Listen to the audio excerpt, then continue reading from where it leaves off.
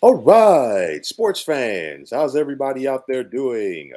William Martin coming at you one more time here on YouTube with another edition of the 300 Pounds of Sports Knowledge Podcast. Now, the best thing that you can say about the 2021 NFL season in regards to the New York football Giants is that it is finally over. The Giants finished their season today with another putrid performance as they fell at home to the Washington football team in front of a sparse crowd at best. The Giants finished this season with a record of 4-13 for their fifth consecutive season in which they lost at least 10 games. And it's also the seventh time in the last 8 years that New York has lost at least 10 games in a season. Dave Gettleman's tenure, if that's what you want to refer to it as the general manager of the Giants, is going to be over. He's not getting fired. It looks like the Giants are going to allow him to retire for what it's worth. But nonetheless, this has been one of the worst runs in Giants football history. Now, Joe Judge should be shown the door along with Gettleman. In 2 years as the Giants head coach, he's 10 and 23. He talked a good game coming in, but honestly, if it looks like it's wearing off or it has worn off, as this team is just bad. I mean, you look at their offense, and honestly, at this point, the Giants' offense might have problems scoring on a college football defense. We've seen this team fail to reach 20 points in numerous games this year, more than half of their games. You look at it, 3 points last week against the Bears, seven more points today. And honestly, when you watch the Giants play, as soon as the opponent gets up or scores 14 points, you know that the game is over, just simply because the Giants don't have the firepower on offense to overcome that deficit. They're simply just plain painful to watch. And to give you an idea of how bad that the Giants were today, they lost a game to a team where Washington's quarterback Tyler Heineke only completed 9 passes. So make no mistake about it, the Giants are in a worse place than they were when Gettleman took over several years ago. And, under Gettleman, the Giants have not drafted well, and they're also in salary cap purgatory. And aside from not drafting well, the Giants have not found impact players early in the draft, even though they've been consistently picking high.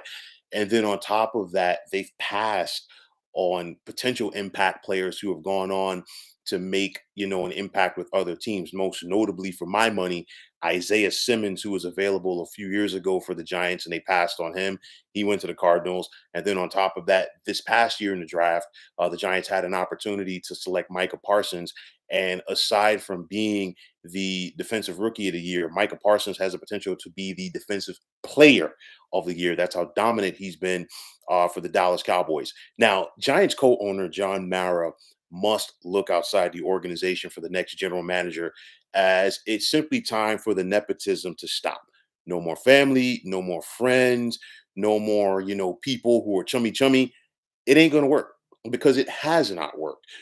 You look at the Giants need a fresh face with fresh ideas to come into that building and spark and respark this once proud franchise. I mean, it's hard to believe, but it's been 10 years since the Giants won the Super Bowl. And on top of that, the Giants only have one playoff appearance since then, only two winning seasons, and they have not won a playoff game since their last Super Bowl championship. So you look at it, honestly, it's to the point for me. I think the Giants just need to clean house. And when I say clean house, new general manager, new head coach, new starting quarterback, new secretaries, parking attendants, janitors, medical staff, the works. This is how bad it's gotten. Because, and I say that, and I know for some people I'm probably exaggerating, but it's the fact that you need a culture change.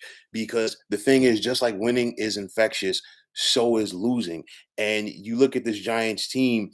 The defense will compete for you, and they've been solid. And they could be a lot better if they weren't on the field all the time. And then on top of that, they could be a lot better if they knew they had an offense and a quarterback that can go out there and win games and score points. And even when Daniel Jones is healthy, he's not that guy.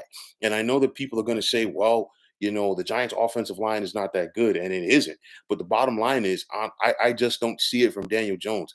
We've seen a guy, and I continue to say this over the past couple of years, where He can't stay healthy. So how is that? So how is he going to be your franchise quarterback if he can't stay healthy? He has not played a full slate of games in any season since joining the Giants.